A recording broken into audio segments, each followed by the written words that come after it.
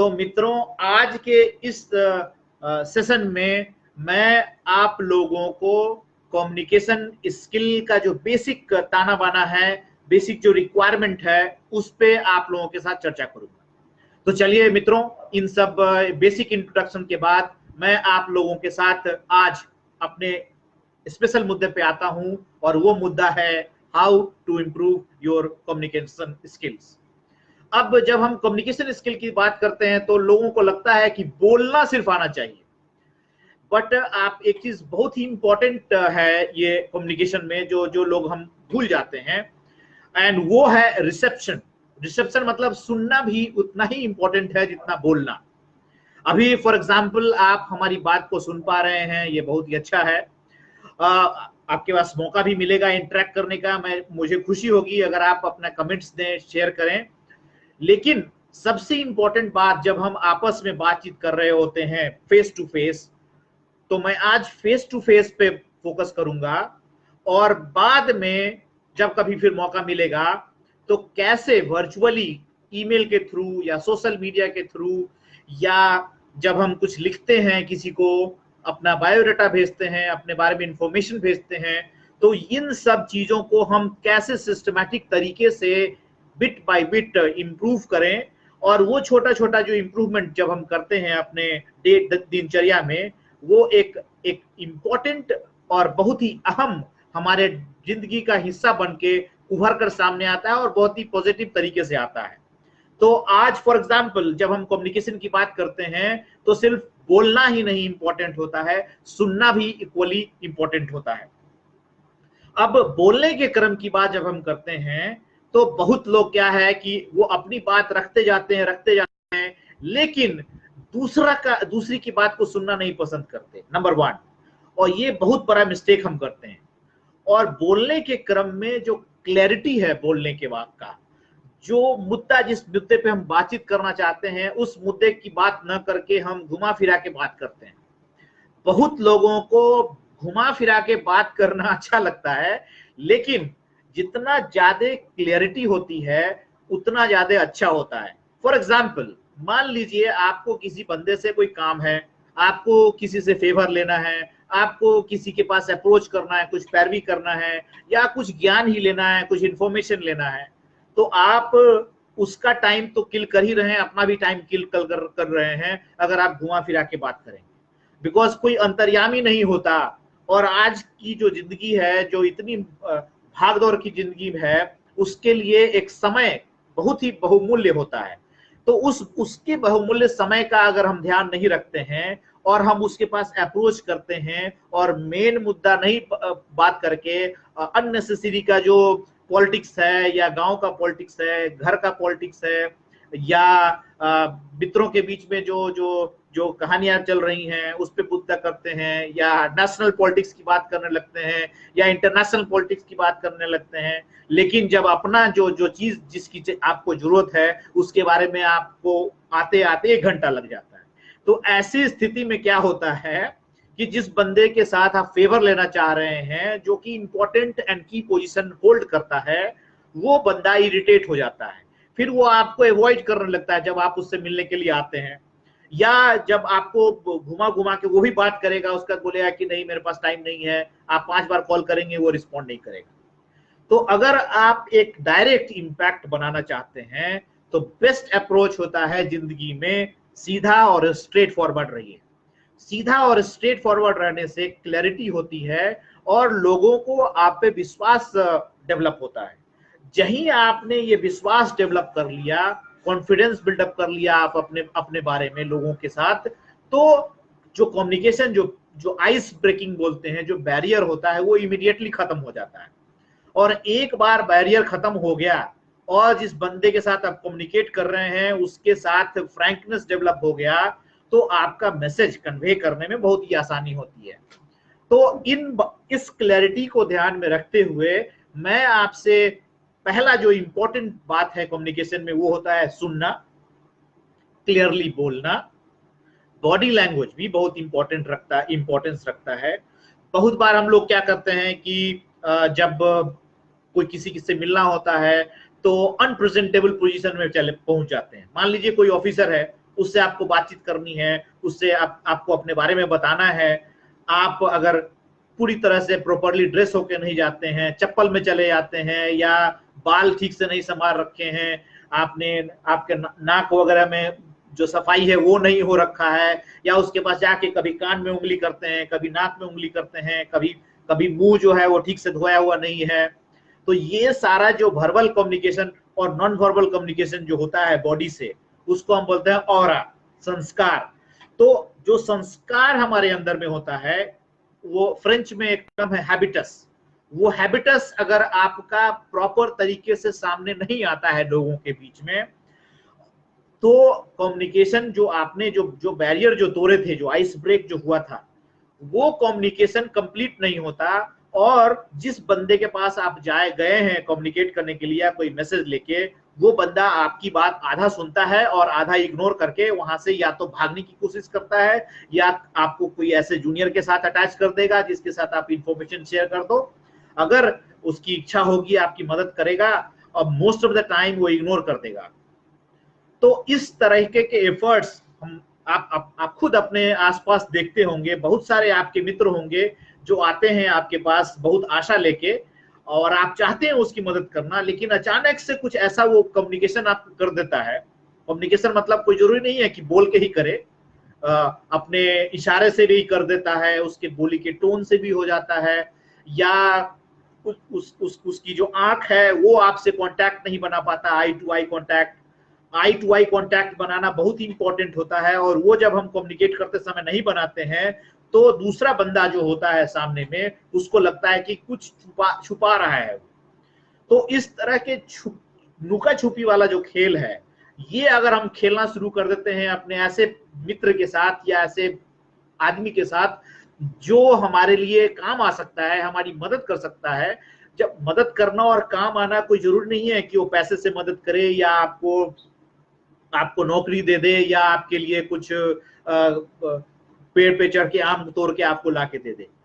अगर वो आपके दर्द को समझ रहा है, आपके साथ कम्युनिकेट कर रहा है, आपके फीलिंग्स को शेयर कर रहा है, इंपैथी दिखा रहा है, आपके प्रति संवेदनशील है, वो भी एक काम है। बिकॉज आज के इस भाग दौड़ में कोई बंदा, सेंसिबल बंदा, अगर आपके दर्द को सुन रहा है, तो भी वो एक बहुत बड़ा काम है।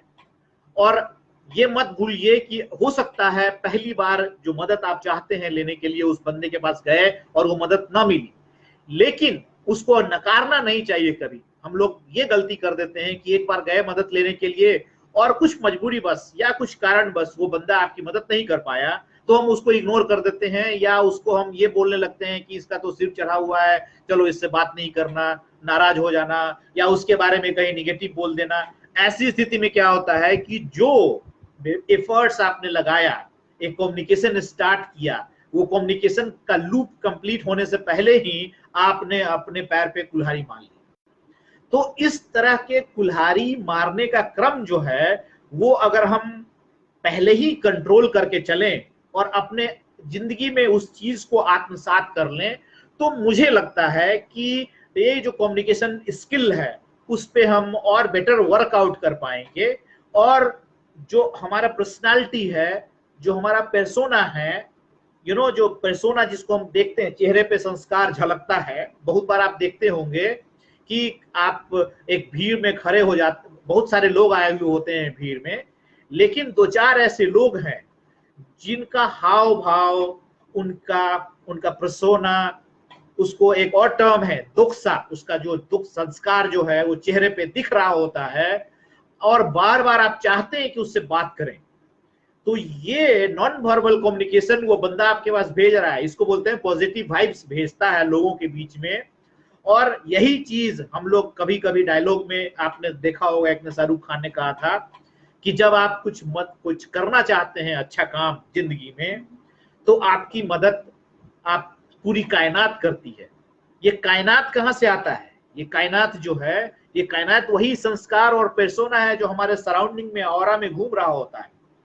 और कुछ लोग इतने ज्यादा पॉजिटिव वाइब्स अपने बगल में रखते हैं कि हर कोई उनसे आके हाथ मिलाना चाहता है या मिलना चाहता है।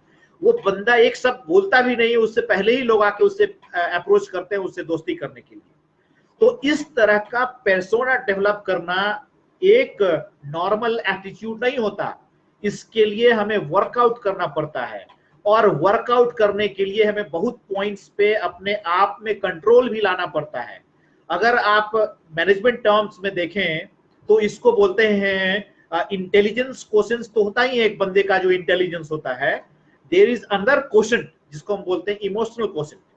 तो intelligence quotient as well as emotional quotient plus persona and संस्कार, ये 4 पॉइंट अगर हम कंबाइन कर दे अपने आप के अंदर में, तो एक नॉन वर्बल कम्युनिकेशन हम अपने बॉडी से निकालते हैं। सबसे पहला वो इंपॉर्टेंट फैक्टर होता है जब आप किसी से बात करते हैं तो आइस ब्रेक करने में, और जो ज्ञान जो इंफॉर्मेशन आपके पास है जो अधूरा ना हो अगर तो बहुत अच्छा है, और अगर आपके पास इंफॉर्मेशन अधूरा है तो आप डिक्लेयर कीजिए कि मेरे पास इंफॉर्मेशन अधूरा है, ना कि हाफ इंफॉर्मेशन लेके आर्गुमेंट स्टार्ट कर दीजिए। ऐसी स्थिति में क्या होता है, जो एफर्ट्स हमने लगाए वो सारे खत्म हो जाते हैं। तो अपनी कमजोरी जो है छुपाना चाहिए, बट इतना भी ना छुपाएं कि आप अपने आप को बेवकूफ बना ले किसी दूसरे के सामने। तो एक हद तक अपनी कमजोरी को दबाना या इग्नोर करके रखना, उसको फ्रंट में न आने देना, अपने आप को कॉन्फिडेंट रखना, बट ऑनेस्टी के साथ ये सारा काम करना बहुत ही मायने रखता है कम्युनिकेशन स्किल्स को डेवलप करने में मित्रों। तो अब जब हमने आपको बता दिया वर्बल कम्युनिकेशन हो गया, नॉन वर्बल हो गया, डायरेक्ट अप्रोच हो गया, ऑनेस्टी हो गया, कॉन्फिडेंस हो गया, ये 5 स्तंभ जो मैंने आपको बताए, इस 5 के अलावा और भी इंपॉर्टेंट स्तंभ हैं हमारे कम्युनिकेशन स्किल को ध्यान में रखते हुए अगर हम बात करें तो। और उस सब में सबसे पहले जो आता है वो आता है रिस्पेक्ट। जो बंदा जिसके साथ आप कम्युनिकेट कर रहे हैं उसके साथ अगर आप रिस्पेक्टफुल नहीं है, चाहे आप कितना भी इंपॉर्टेंट इंडिविजुअल क्यों ना हो सकता है आप किसी कंट्री के प्राइम मिनिस्टर हो, किसी कंट्री के प्रेसिडेंट हो सकता है आप कोई 30 बार खा हो अपने फील्ड के, लेकिन आपका बड़ा होने का मतलब ये नहीं होता कि जो सामने में जो बंदा बैठा हुआ है वो छोटा है। एक इंसान, कोई भी इंसान या इवन जानवर बड़ा नहीं होता, नहीं छोटा होता है। It is just a matter of time कि आज वो एक ऐसे पोजीशन पे है कि वो आपसे बेटर उसके पास डिसीजन मेकिंग पावर है, फाइनेंशियल पावर है, पॉलिटिकल पावर है, या कल्चरल पावर है, या इंटेलेक्चुअल पावर है। पावर 4 तरीके के होते हैं। अगर आपको नॉलेज ना हो इसके बारे में आपको मैं फिर से बाद में कभी बताऊंगा कि पावर के कितने स्तंभ होते हैं। इंटेलेक्चुअल पावर होता है, इकोनॉमिक पावर होता है, पॉलिटिकल पावर होता है, कल्चरल पावर होता है, एंड सोशल पावर होता है। ये सारे स्तंभ इक्वली इंपॉर्टेंट होते हैं, बट आज की इस मटेरियलिस्टिक वर्ल्ड में हम इकोनॉमिक पावर को ज्यादा इंपॉर्टेंस देते हैं। लेकिन समाज में उठने बैठने और रिस्पेक्टफुल जिंदगी जीने के लिए पावर बैलेंस बहुत जरूरी होता है, और पावर बैलेंस के साथ साथ एक सेंसिटिविटी जिसको हम बोलते हैं इंपैथी। इंपैथी का जो हिंदी में हम अगर मतलब रखें तो उसको बोलते हैं हम संवेदनशीलता। संवेदनशीलता भी होनी चाहिए दूसरों के बारे में। फॉर एग्जाम्पल, जब हम संवेदनशीलता की बात करते हैं और रिस्पेक्ट की बात करते हैं या कम्युनिकेशन की बात करते हैं, तो सुनने का जो क्रम होता है, आप बार बार कोई बोल रहा है, कुछ सुन रहा है, लेकिन आप उसको अनमने ढंग से सुनते हैं। तो ये अनमने ढंग से सुनने से क्या होता है कि कम्युनिकेशन जो है कंप्लीट नहीं हो रहा होता है। तो उस अनमने ढंग को छोड़िए, और जब किसी बंदे के साथ 2 minute, 5 minute, 10 minute, 15 minute, 20 minute, जितने मिनट भी बातचीत आप करते हैं, उस पर्टिकुलर पीरियड में उसके साथ एम्पैथेटिक होना चाहिए, संवेदनशील होइए। मान लीजिए वो अपने किसी प्रॉब्लम को शेयर कर रहा है आपके साथ, और हो सकता है कि आपके पास उस प्रॉब्लम का सॉल्यूशन भी ना हो, लेकिन कम से कम आप अगर उसकी बात को ठीक से सुनते हैं, उसके साथ इन्वॉल्व होते हैं, उसके प्रॉब्लम को अपना प्रॉब्लम समझते हैं, और उसके साथ अपने सेंसिटिविटी को शो करते हैं, तो ऐसी स्थिति में क्या होता है, वो बंदा आपके साथ डायरेक्ट कनेक्ट हो जाता है और वो आपका भक्त हो जाता है। उसको लगता है कि कोई तो है जो मेरी बात सुन रहा है। तो जब स्पेशली जब आप एक ऑथोरिटेटिव पोजीशन में हो, या ऐसे पोजीशन में हो जिस पोजीशन में आपके पास बहुत लोग अपनी समस्या को लेके आते हैं, तो ऐसी स्थिति में आप एटलीस्ट कुछ करें या ना करें, उसके लिए उसकी बात को अगर आप सुन लेते हैं तो उस बंदे का आधा प्रॉब्लम सॉल्व हो जाता है। और जरूरत पड़ने पे अगर आपके पास इस ऑथोरिटी में हो, इस पोजीशन में हो कि आप उसकी मदद कर पाए, तो उसकी मदद जरूर कीजिए। और ये कम्युनिकेशन जिसको हम बोलते हैं सिर्फ लैंग्वेज से नहीं होता, और सिर्फ वर्बल और नॉन वर्बल के टर्म्स में हम कम्युनिकेशन की बात नहीं करते हैं, हम अपने प्रेजेंस की बात करते हैं, एक ऑरे की बात करते हैं। आप इमेजिन कीजिए एक समझदार, दूसरों की मदद करने वाले की संख्या समाज में 2, 4, 10, 20 हो जाता है, तो उस समाज में कितना ज्यादा हैप्पीनेस इंडेक्स बढ़ जाएगा। तो जब हैप्पीनेस इंडेक्स बढ़ेगा तो हमारा जो मन जो हमेशा बेचैन होता है उसमें संतुष्टि आएगी, और संतुष्टि अगर आएगी तो लड़ाई कम होगा, लड़ाई कम होगा तो हैप्पीनेस इंडेक्स बढ़ेगा, और हैप्पीनेस बढ़ेगा तो और प्रॉस्पेरिटी बढ़ेगी, लोग पॉजिटिव सोचेंगे, लोग आगे की बात करेंगे, समाज की बात करेंगे, डेवलपमेंट की बात करेंगे, लड़ाई झगड़ा छोड़ के, वायलेंस छोड़ के लोग नॉन वायलेंस की बात करेंगे। और जितना ज्यादा हम इस तरह के एक्टिविटीज में अपने आप को इन्वॉल्व करेंगे, पॉजिटिव डायमेंशंस हमारे समाज का बढ़ता जाएगा, और लिटिगेशंस, लड़ाई झगड़ा, प्रॉब्लम्स, ये सारे जो हैं, जो लगातार हो रहे होते हैं टेंशन के कारण, वो नहीं होगा। तो मेरे मित्रों, इस चीज को ध्यान में रखते हुए मैंने आपको और भी बताया, जो रिस्पेक्ट है, रिस्पॉन्स है, टोटल 9 पॉइंट है, और इनफैक्ट मैं बोलूंगा ओवरऑल टोटल 10 पॉइंट है, जिसको अगर हम ठीक से समझें और उसको अपने जिंदगी में आत्मसात करें, तो मुझे लगता है हमारा कम्युनिकेशन स्किल डेवलप हो सकता है और बेटर हो सकता है। और ये कैसे होगा, मैं इसकी बात पहले 9 जो पॉइंट्स है वो आपको बता दूं, और ये कैसे होगा, कब होगा, क्यों होगा, कौन आपकी मदद करेगा, इसका पॉइंट भी मैं आपको नेक्स्ट 10 मिनट्स में बताऊंगा। मैं देख रहा हूं कि 20 मिनट हमने ऑलरेडी इंट्रोडक्शन और इसके ताना बाना को बनाने में दे दिया आपको। तो अब आते हैं टोटल 10 पॉइंट पे। पहला पॉइंट है एक्टिव लिसनिंग। ये बहुत ही जरूरी है। अगर एक्टिव लिसनिंग अगर आप नहीं करते हैं तो वर्बल और नॉन वर्बल भूल जाइए, कम्युनिकेशन स्किल कभी नहीं आएगा। तो दूसरे की बात सुनना बहुत ही इंपॉर्टेंट है हमारे लिए, पहला। दूसरा, सिचुएशन को देख के अपने आप को चेंज लाना, एडेप्ट करना। अब बहुत बार देखते होंगे आप क्लासरूम में, स्कूल्स में, कॉलेजेस में, टीचर आया, बोर्ड पे लिखा और वो चालू हो गया, और वो चालू ही रहता है, बीच में ना उसके पास कुछ कहानी हो रही होती है, एक मोनोटोनस तरीके से बोर्ड पे आके लिख के चला जाता है। उसको कोई मतलब नहीं होता कि उसने क्या बोला, किसी ने क्या हुआ नहीं हुआ, और जो स्टूडेंट्स हैं वो उस बीच में सो भी लेते हैं। तो इस तरह के टीचर्स को लोग अच्छा टीचर नहीं समझते हैं। तो वही चीज है एडेप्टेबिलिटी। जब सिचुएशन ऐसा आए, गुस्सा वाला कम्युनिकेशन करना हो तो गुस्से में बात कीजिए, शांति वाला कम्युनिकेशन करना हो तो शांति में बात कीजिए। टोन और इंटोनेशंस मायने रखता है, पिच जिसको हम बोलते हैं। जरूरत पड़ने पे हम पिच बढ़ाते भी हैं, जरूरत पड़ने पे पिच घटाते भी हैं। आप मान लीजिए गुस्सा आप कर रहे हैं और गुस्सा करते समय आप स्माइल कीजिएगा तो गुस्से का इम्पैक्ट नहीं पड़ेगा। तो और मान लीजिए आप हंस रहे हैं बट हंसते समय गुस्सा करने लगते हैं, तो ये जो है फिकल माइंड बोलते हैं लोग इस तरह के लोगों को। तो वो चीज अवॉइड करना चाहिए। आपका जो एक इमेज है वो आप खुद बनाते हैं, कोई और नहीं बनाता है। उसी तरह से फ्रेंडलीनेस, दोस्ती। जब आप किसी से बात करते हैं और दोस्ती नहीं होती है आपकी, आप हमेशा टाइट रहते हैं, ऐसा लगता है जैसे आप ही दुनिया के भगवान हैं, टू हेल विथ यू, इस तरह का एटीट्यूड अगर आप रखते हैं तो आप कम्युनिकेशन कभी कर नहीं पाएंगे। आदमी में एटीट्यूड होना चाहिए, लेकिन एटीट्यूड पॉजिटिव होना चाहिए, ना कि ऐसा एटीट्यूड हो कि कोई आपसे बात ही ना करे, या आप बात करने जाए तो लगे कि अब लड़ाई हो जाएगा। तो उस चीज को ध्यान, दोस्ताना जो बिहेवियर है उससे अच्छा कुछ हो ही नहीं सकता।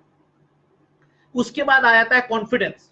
जब कभी भी हम कोई बातचीत करते हैं, उस बातचीत के क्रम में आपका अगर स्टीम लो है, रिस्पेक्ट अगर आप अपने आप के अंदर में नहीं है, कॉन्फिडेंस लेवल लो है, तो आप जो बातचीत करेंगे, लोग उसकी बात, आपकी बात को लोग सुनेगा तो जरूर, लेकिन उसका इम्पैक्ट कम होगा। इसलिए वो जो एक इम्पैक्ट होता है, return on investment of your time and जो कम्युनिकेशन जो आप इम्पैक्ट चाहते हैं, तो तो उसके लिए कॉन्फिडेंस बहुत जरूरी है। कॉन्फिडेंस के बिना दोस्त कुछ नहीं हो सकता। तो आप अगर इस कॉन्फिडेंस का पर ध्यान रखते हैं, वर्कआउट करते हैं, तो बहुत ही मायने रखता है। अब confident is good thing, but over confidence होना भी एक बड़ा प्रॉब्लम हो जाता है, तो उस चीज को आप ध्यान में रखिएगा, ठीक है। एंड जब आप लोगों से बातचीत करते हैं, कम्युनिकेट करते हैं, तो वन वे नहीं होना चाहिए ट्रैक, या बोलते जा रहे हैं बोलते जा रहे हैं बोलते जा रहे हैं। कभी कभी कोशिश करना चाहिए पूछने का कि दोस्त, जो मैंने आपको समझाया, क्या आपके समझ में आ रही है बात? अब वही चीज मैं आपसे पूछता हूँ, कितने देर से तो मैं आपको वन वे कम्युनिकेशन करता रहा हूँ, ये सोच के कि मैं ज्ञान दे रहा हूँ, लेकिन मैं आपसे जानना चाहूंगा, विचार लेना चाहूंगा कि क्या मैंने जो अभी तक आपको बातचीत कही उसमें कुछ लॉजिक लगता है, क्या उसमें कोई तर्क है? आपको लगता है कि इन चीजों पे अगर हम वर्कआउट करें तो हमारा इंप्रूवमेंट हो सकता है कम्युनिकेशन स्किल्स में? जरूरत पड़ने पे मित्रों मैं आपके साथ खुद काम करूंगा। अगर आपको कम्युनिकेशन स्किल इंप्रूव करना है तो मेरे से टच में आइए। हमारा एक चैनल भी है यूट्यूब, मॉडलिंगवा के नाम से, मेरी जो कंपनी है उसको सब्सक्राइब कीजिए, और जरूरत पड़ी तो समाज के साथ मिलकर हम स्पेशल वर्कशॉप भी करेंगे आपके लिए, और कोशिश करेंगे कि आपके जिंदगी में कुछ पॉजिटिव चेंज ला सके और अपने में भी हम कुछ इंप्रूवमेंट ला सकें। बिकॉज जितना ज्यादा हम इंटरेक्ट करते हैं एक दूसरे से, दोनों को मौका मिलता है कुछ एक दूसरे से सीखने का, और एक पॉजिटिव एनर्जी जब हम एक्सचेंज करते हैं तो जो जो केमिकल्स हमारे बॉडी के अंदर आता है वो हमारे एनर्जी देता है, हमें दोस्ती और हमें पॉजिटिव वाइब्स देता है, और वो हमारी जिंदगी के लॉन्गेविटी को बढ़ाता है। मान लीजिए कोई जिंदगी 50 साल जीने वाला हो और कंट्रीब्यूट करता है सोसाइटी में, उसको हैप्पीनेस मिलता है, तो हो सकता है उसकी जिंदगी 55 साल की हो जाए। तो ये 5 साल 10 साल का डिफरेंस हमारी जिंदगी में आ सकता है अगर हम पॉजिटिव बने रहें और समाज के लोगों की मदद करते रहें। तो मदद करने से टाइम किल नहीं होता है, रादर हमें मिलता है कुछ, अपने लिए ही मिलता है। तो अपने लिए ही हमें अब मदद करनी चाहिए दूसरों की, ना कि दूसरों की मदद करके हम उस पर एहसान जताएं मित्रों। तो अब फीडबैक के अलावा जो मैंने सब जो बीच में इंफेसिस दिया था वो था संवेदनशीलता, एम्पैथी बोलते हैं उसको। तो जिस बंदे के साथ प्रॉब्लम्स चल रही हैं उसके साथ, अगर उसके सेंटिमेंट के साथ आप जुड़ जाते हैं, उसके प्रॉब्लम्स को अपना प्रॉब्लम समझ के उसमें इन्वॉल्व होने का कोशिश करते हैं, तो हम उसको बोलते हैं संवेदनशीलता। अब इन्वॉल्व इतना ना हो जाइए कि आप उसके प्रॉब्लम को आत्मसात कर दें और आप टेंस हो जाएं। इतना डिस्टेंस जरूर होना चाहिए कि उसके प्रॉब्लम्स को आप थर्ड पार्टी के एंगल से देख सकें ऑब्जेक्टिवली, एंड उसकी मदद कर सकें। उसके बाद आता है रिस्पेक्ट। जो दूसरा बंदा आपके साथ बातचीत कर रहा है उसको रिस्पेक्ट दीजिए, खुद तो रिस्पेक्ट लीजिए ही, दूसरे को भी रिस्पेक्ट दीजिए। अब इस सब चीज के अलावा जो मैंने आपको बताया वो है नॉन वर्बल, आई कांटेक्ट, हाथ का जो इशारा करने का क्रम, या कभी स्माइल कर देना, या कभी गुस्सा दिखा देना, या कभी अचंभित हो जाना जब कुछ बोल रहा है कोई। उसको लगना चाहिए कि बंदा जो है सिर्फ सुन ही नहीं रहा है, उसका बॉडी भी रिस्पॉन्ड कर रहा है। बिकॉज ये नॉन वर्बल कम्युनिकेशन जो होता है वो इक्वली इंपॉर्टेंट होता है। अब इसके अलावा सबसे ज्यादा इन सब में जो है वो है रिस्पॉन्सिवनेस। अब संवेदनशील भी हो गए आप, नॉन वर्बल भी हो गए, वर्बल भी हो गए, रिस्पेक्ट भी दिखा दिया आपने, फ्रेंडलीनेस भी शो कर दिया, लेकिन जब जरूरत पड़ी तो आप रिस्पॉन्ड ही नहीं करते हैं और फोन ऑफ कर देते हैं समय पड़ने पे, या जब कोई मैसेज करता है आपको व्हाट्सएप पे तो आप इग्नोर कर देते हैं, या जब फेसबुक पे आपके पास कोई मैसेज आता है आपके इनबॉक्स में तो आप उसको पढ़ लेते हैं और इग्नोर कर देते हैं। बंदा इमरजेंसी मोड में हो और आपको कांटेक्ट कर रहा हो और आप गायब हो गए, तो ये सारा एफर्ट जो कम्युनिकेशन का हुआ वो सब बेकार हो गया। बहुत बार ऐसा होता है, बैड लक होता है बहुत बार, कि आप किसी ऑफिसर के पास जाइए और वो उस बंदे से मदद मांगिए और उसने आपके लिए बहुत सारा एफर्ट बैकग्राउंड में लगाया, और जब उसके पास यूरेका जिसको हम बोलते हैं एक समय आया जब वो आपकी सही में मदद कर पाने के स्थान पे है, और वो आपको कॉल करता है तो आपका फोन ऑफ आता है, पता चला कि उस दिन फोन आपका चोरी हो गया था। अब ऐसी इमरजेंसी स्थिति में जब फोन चोरी हो जाए तो हम इसको किस्मत ही बोलते हैं, लेकिन इस तरह के सिचुएशन को कोशिश करें कि अवॉइड करें, खास के इमरजेंसी मोड में। नॉर्मल मोड में तो चलेगा, एक आध दिन का लेट हो या कोई ना कोई तरीका बना के रखे, ऑल्टरनेट तरीका, कि आपसे संपर्क करने वाला बंदा जो है वो आपको किसी न किसी तरीके से संपर्क कर ही ले, लेकिन आसानी से कर ले। अब वो मान लीजिए किसी से आपको मदद लेनी है, कोई ऑफिसर है वो आपको कॉल कर रहा है, वो आपको कांटेक्ट नहीं कर पाया, लेकिन कभी कभी ऐसा भी होता है कांटेक्ट नहीं कर पाने के बाद उस ऑफिसर को पता हो कि आपका घर कहाँ है, उसको आपका घर भी याद नहीं है, आपके एरिया में आपको सर्च करके आपके घर तक पहुंच के भी आपको मदद करने वाले लोग मिलते हैं। लेकिन ऐसा तभी होता है जब आपने अपना रिलेशनशिप, अपना कम्युनिकेशन स्किल बना के इतना स्ट्रांग रखा हुआ हो कि बंदा आपकी मदद करने के लिए किसी भी हद तक जा सकता है। तो ऐसा तभी पॉसिबल है जब हम अपना कम्युनिकेशन स्किल बना के रखें मित्रों। तो इसको हम बोलते हैं रिस्पॉन्सिवनेस। तो रिस्पॉन्स लेना एंड रिस्पॉन्स देना ये बहुत ही मायने रखता है। और 10वां पॉइंट जो है वो है ओवरऑल प्रेजेंटेशन। आपका कम्युनिकेशन स्किल में जो सारा पॉइंट मैंने आपको बताया उन सब को एक साथ आत्मसात करके अपने बॉडी, माइंड एंड सोल के अंदर इस तरीके से घुसा लिया जाए कि जब आप किसी भी बंदे के पास अप्रोच करें तो वो बंदा आपको सीरियसली ले, आपकी बात को सीरियसली समझे और आपकी बात पे रिस्पॉन्स करे। ये तभी पॉसिबल है जब आपका ओवरऑल प्रेजेंटेशन सही हो। एंड इन सब से ऊपर है आपका लक। लक तभी फेवर करता है जब आप ये चारों तरीके से, 10 डायरेक्शन से आपने सारे एफर्ट्स लगा लिए, उसके बाद लक पे छोड़ देते हैं, वो लक आपके पास जरूर आएगा। इसको हम बोलते हैं कर्मा। वो जो कर्म का चक्र है घूमते घूमते वो आपके पास जरूर वापस आता है किसी न किसी फॉर्म में। इसीलिए मेरे मित्रों, आज इस पर्टिकुलर टॉपिक को ध्यान में रखते हुए जो मैंने आपके साथ चर्चा किया, इसको ध्यान में रखते हुए अगर आप मेरे से कोई मदद लेना चाहते हैं तो मैं आपके कोई काम आ सकूं, मुझे बहुत अच्छा लगेगा। आज के इस सेशन में जो आपने समय दिया, बेसिक कम्युनिकेशन स्किल्स के बारे में जो मैंने आपको बताया, ये 10 स्तंभ को, उस पे अगर आप इंडिविजुअली भी वर्कआउट करना चाहते हैं तो मेरे से संपर्क कर सकते हैं। और मेरा जो चैनल है यूट्यूब का मॉडलिंगवा, उस पे आप जाके वीडियोस दे सकते हैं। मैंने बहुत सारे अनुवाद और लैंग्वेज एंड कम्युनिकेशन पे बहुत सारे वीडियोस अपलोड कर रखे हैं, लगभग 100 से ऊपर होंगे over a period of 5 years. या जरूरत पड़ी तो मैं आपके लिए स्पेशल सेशन तैयार कर सकता हूं। फिर अगले बार मैं आपसे मिलूंगा दोबारा इसी प्लेटफॉर्म पे, समाज के प्लेटफॉर्म पे, एंड उस पर्टिकुलर वीडियो में या उस पर्टिकुलर इंटरेक्शन में आपसे इस बेसिक जो इंफॉर्मेशन मैंने आपको दिया इसके बारे में जानकारी भी लूंगा। और अगले वाले में कैसे अपना सीवी तैयार किया जाए और कैसे एक एम्प्लॉयर के पास उस सीवी को प्रेजेंट करने के लिए कौन कौन से तरीके अपनाए जाएं जिससे कि आपको प्रॉपर रिस्पॉन्स मिल सके, इस पे चर्चा करूंगा। मित्रों, आपने समय दिया उसके लिए बहुत बहुत धन्यवाद। आशा है आपसे संपर्क बना रहेगा। मेरा मोबाइल नंबर आप नोट कर लें, अगर जरूरत पड़े तो आप व्हाट्सएप पे कनेक्ट हो सकते हैं। वो है 9953882481। मैं फिर से रिपीट करता हूं, 9953882481।